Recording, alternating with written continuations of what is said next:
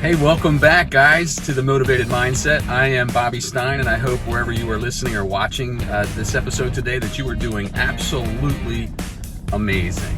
And today I wanted to discuss three things and takeaways from my days as a car salesman. That's right, I was in the car business and as a young man, and I was a used car salesman. And I sold new cars as well. And of course, the first connotation that comes to mind is a negative one. With good reason.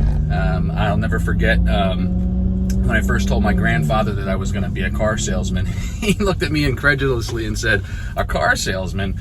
He said, "The only thing worse than a car salesman is an ambulance chasing attorney, for Pete's sake." And I was like, okay, but I was a young man, and the three things that I wanted to share with you today were that how I got into the car business, selling cars, a little bit about the experience that I had while I was there, and some of my takeaways, number three, some of the things that I learned that I took into my future endeavors. So how I first got into selling cars.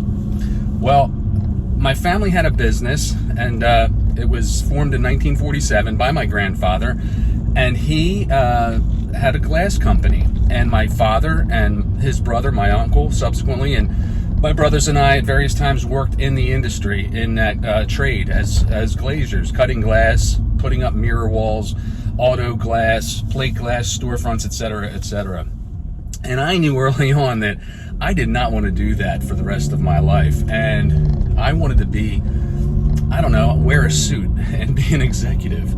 But as I went along, I was working for and in the business during my late high school years, and I wasn't planning on going to college. In fact, my big vocation in high school was athletics and sports and chasing girls. And I impregnated a young lady when I was 19 years old. So now I'm kind of, in real life. And I've got this situation in the family business where I'm proficient. I'm working with my hands. It's a blue-collar vocation, and nothing wrong with that. Lots of virtue.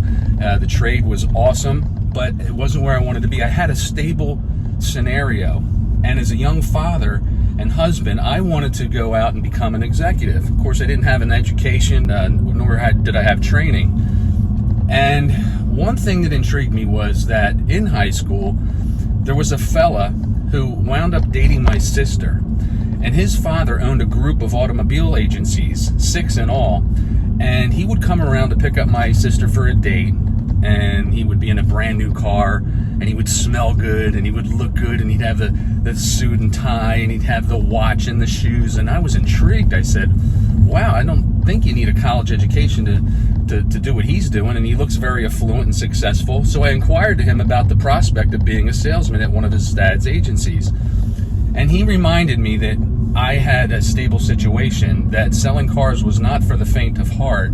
There was no guarantee in terms of salary or monetary compensation unless you sold something. But I was insistent. He didn't have anything open at the present time when I inquired, but shortly thereafter he reached out and said, "Hey, if you're still game, I've got a spot for you." So I put in my resignation with my father, and I went down to the car dealership. And boy, was I in for a culture shock.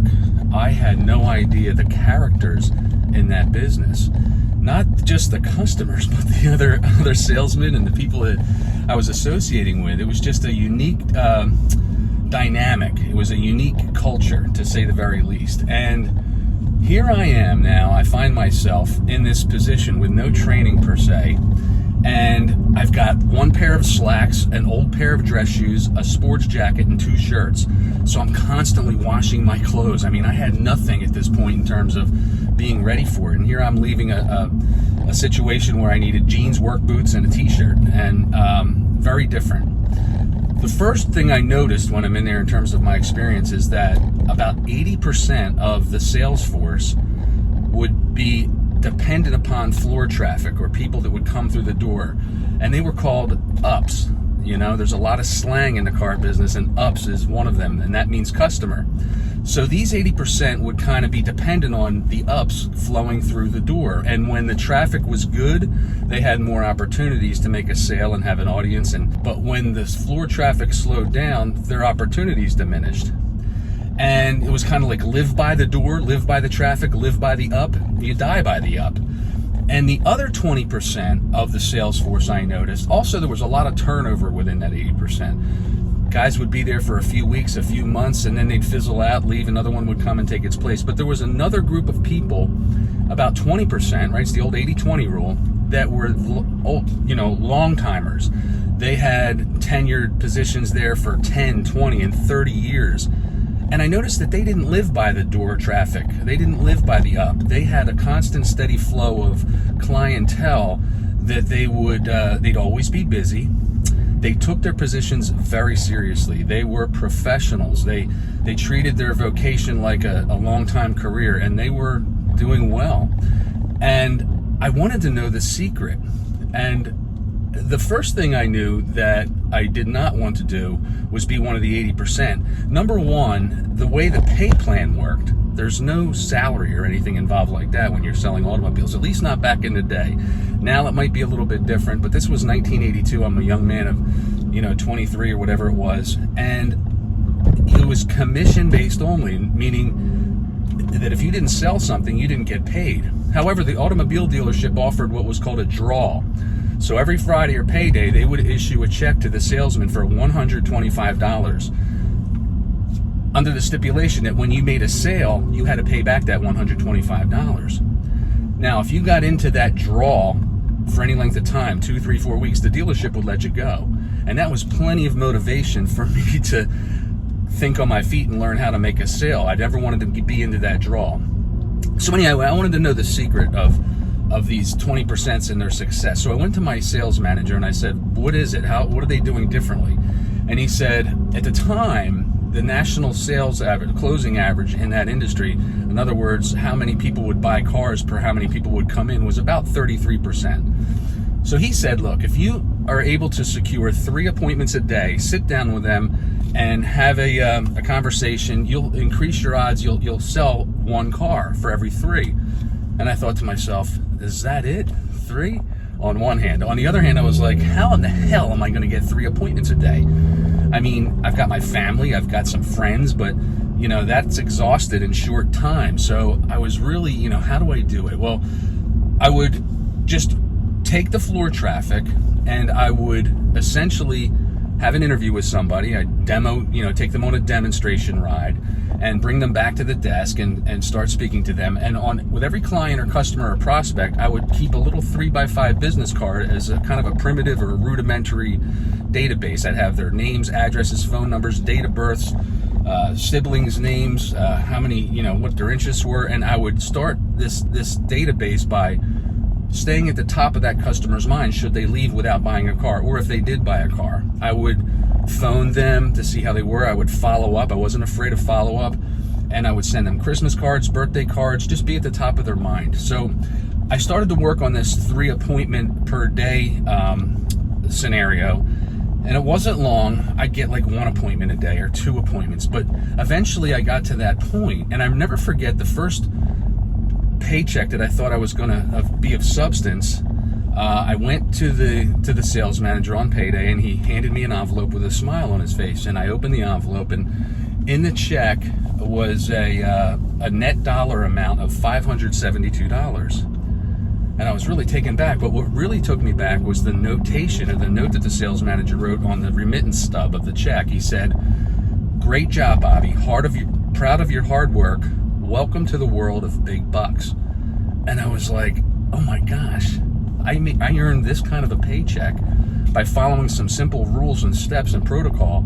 It was double what I was earning before. Now, what was the secret to doing that in that business at that time? Well, the first thing comes to mind is that it's a people business, and the negative connotation that goes along with car salesman has to be overcome. So I learned how to think on my feet, but I learned how to develop like instant rapport. In other words, build trust, earn trust, develop the relationship, because there's only a fraction of time, can I help you today? No, I'm just looking. And that's an open-ended question, just looking. So I learned how to structure questions to elicit certain answers and responses that would enable me to direct them to the product, the car, the vehicle that would be best suited for them. And then, of course, after that, it was a matter of finite negotiation to figure out how to put it into their budget, for what term, etc. But the whole thing is, it's a people business, right? I know this, that people do not like to be sold. They're coming into an automobile dealership or an appliance store or a clothier or wherever. People hate to be sold. I hate to be sold. You hate to be sold. But what we love to do is buy. And so I kind of put myself into the customer's shoes. I was trying to make it a collaborative effort to diffuse any stress or any confrontation and try to separate myself by contrast by putting their needs first. And so that's what I did. And it was really a game changer when I started to do that. And I noticed that that's what the other 20% of the people would do, right? They would put other people's needs first. And the other interesting thing about it was, when I treated it like a profession, it was kind of like follow-up and relationship building. I would not be afraid or bashful about reaching out to them, finding out how their car was doing. If they had a service issue, I would address it. I would make the appointment for them, trying to make it seamless as possible. And as a result, it garnered me success in that business. And it was really a unique experience at a time in my life. It helped me move forward in my later career, business-to-business sales, in the wholesale market, just in sales in general for the last 30 years. But one of the things that I had a battle with right off the bat was a little thing called performance anxiety, or stage fright. How do I go up to these people? How do I go up to a complete stranger? Although they know what they want when they come in, or they think they know what they want when they come in, I would get, a pit in my stomach. I would get nervous and stumble and forget what I was supposed to say or anything like that. But over time, and the need to earn a living for a young family with no guarantee, I became quite adept at it. And I am so fortunate for the lessons that I learned in that business. It was the equivalent of a college education. It fast-tracked me in the realm of people skills, psychology, the art of negotiation, sales, how to put, walk in somebody else's shoes and be considerate, be aware, be mindful. And that's what folks are looking for in a buying experience. That's what I'm looking for in any buying experience. And that was a big thing that I gleaned. So I spent some time in the car business. I got into it early as just a desire out of the family business. The experience was wonderful. There were so many characters, like I said. And then what I took away from that and what I learned, I thought it was an admirable, worthy objective that I tackled. I spent 5 years in the business, and now I'm on the other side of it and forever grateful. Wouldn't want to go back and do it again. I'm forever grateful. So I hope that was encouraging for you on some level, that you gleaned a little bit of some insight.